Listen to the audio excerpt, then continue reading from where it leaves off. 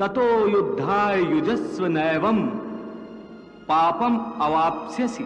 हे पार्थ, मैंने यहां तक जीवन मृत्यु की वास्तविकता बताई है कि केवल शरीर ही नश्वर है, आत्मा अनंत और अनश्वर है, जो शरीर के मारे जाने पर भी नहीं मरती है। न जायते मृत्यते वा कदाचिन नायं भूत्वा भविता वा न भूयः अजो नित्यः शाश्वतो अयं पुराणो न हन्यते हन्यमाने शरीरे।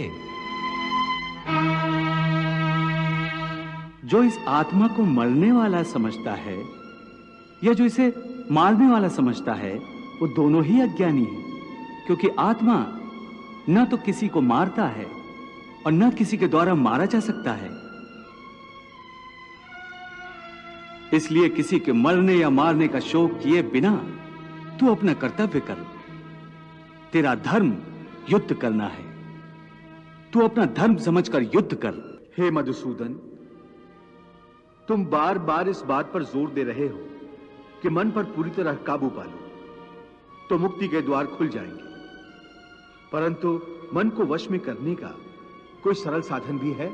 साधन तो अवश्य है, सरल भी है, परंतु बड़ा दुष्कर भी है। सरल भी, दुष्कर भी, इसका क्या अर्थ है केशव? इसका अर्थ है कि यदि तुम धीर मति वाले हो, दृढ़ निश्चय वाले हो, तो यह काम सरल है, और यदि तुम्हारी मति धीर नहीं है तो दृढ़ निश्चय नहीं कर सकोगे, और दृढ़ निश्चय नहीं कर सकोगे तो जन्म जन्मांतर तक भटकते रहोगे। यह दृढ़ निश्चय कैसे हो सकता है? विश्वास से। किसमें विश्वास से? परमात्मा में विश्वास से, सत्य में विश्वास से, अपने धर्म में विश्वास से। जब अपने धर्म अर्थात कर्तव्य को जान लोगे तो फिर दृढ़ निश्चय होकर अपने धर्म पथ पर, अपने कर्तव्य पथ पर आगे बढ़ोगे।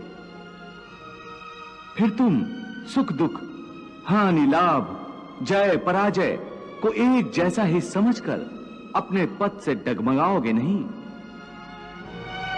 हे अर्जुन, तुम शिष्य बनकर मेरी शरण में आए हो, इसलिए यहां तक मैंने तुम्हें ज्ञान योग अथवा सांख्य योग की शिक्षा दी है।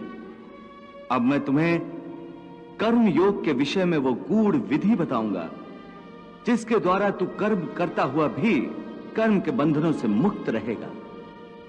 सुख दुखे समे कृत्वा लाभा लाभो जया जयो ततो युद्धाय युजस्व नैवम पापम अवाप्स्यसि।